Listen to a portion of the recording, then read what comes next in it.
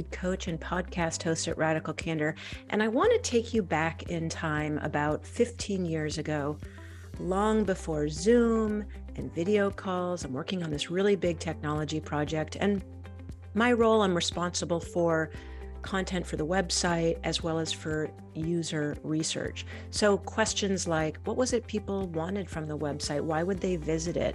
What kind of content, what kind of functionality would make it really engaging for people? I also was responsible for internal promotion, for getting the word out about this project. And it was really exciting. The project consumed most of my waking and non-waking hours. There was just one problem with this project. There were a lot of technical issues. And so every time there'd be this big deadline, we'd rush to meet the deadline, and it just wouldn't work. It was really frustrating for everyone. And by everyone, I mean me, because at that time in my career, it was all about me. Now, because there were so many technical issues, the project owner, who was several layers above me in what was at the time a very hierarchical organization, they didn't prioritize the work I was doing. So I'd produce research reports, reviews of functional requirements, creating content, editing content, and it just felt like all of this was going into a huge black hole. Getting more and more frustrated, it became clear there was just one thing for me to do. I wrote an email to the CEO, chairman of the board, outlining how this project owner was wasting millions and millions of dollars and tens of thousands of hours of people time. It was a great email. Clear, concise, compelling, also quite satisfying to write. It was, however, what we would call career limiting. But even more important, it just wasn't the right thing to do. I should have reached out to that person directly. Now, it was hard because we didn't have the tools at the time we have now. I was the only person on this project team who wasn't in the home office.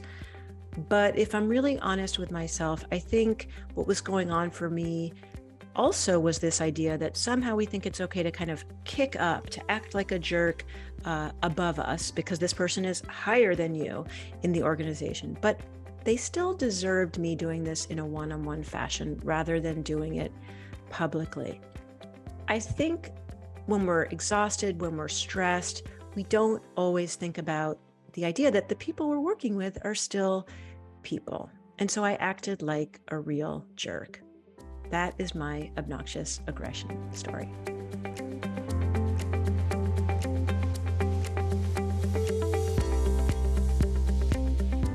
Now, often after we've acted like jerks, rather than moving up on care personally, we actually back off the challenge directly. We call this manipulative insincerity. This is backstabbing, gossip, political behavior. It's manifest in the sort of meeting after the meeting when we're talking about someone, not to them. And so years passed, I'm still in this organization, and the project that would not die continues to go on. I'm now in a different role, has nothing to do with the project, and there's a new project team and a new project owner comes on board and led a meeting updating a bunch of us on the project. Now, she had no idea that I'd worked on this project, and so she kicks off the meeting by saying, the reason why this project didn't work was because there was no research. Now, I'm sitting in this meeting. I'd spent years of my life doing the research, and then a few more years trying to tell people about the research.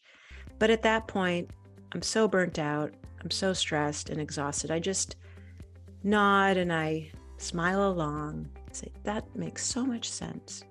And in my head, I'm thinking, good luck with that. Now, this is really hard for me to look at. I think these kinds of stories are hard for us to look at. It can be fun to tell stories when we've acted like jerks or when we are ruinously empathetic, when we care so much we just don't tell someone the thing they need to know. Manipulative insincerity, I think, is a little different. It's not the kind of behavior we want to admit to, but it happens all the time.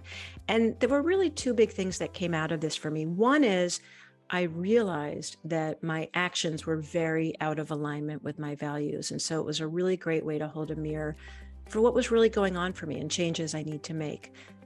The other thing that happened was soon after I ended up in a new role, in a new organization. I had some more kind of hierarchical power that I needed to lay down. And I realized the importance of laying that power down. I was in meetings getting to know new colleagues, and rather than going in, telling them exactly what they needed to do, instead, I asked questions, I got curious, and I listened. And that is the value of my manipulative insincerity story.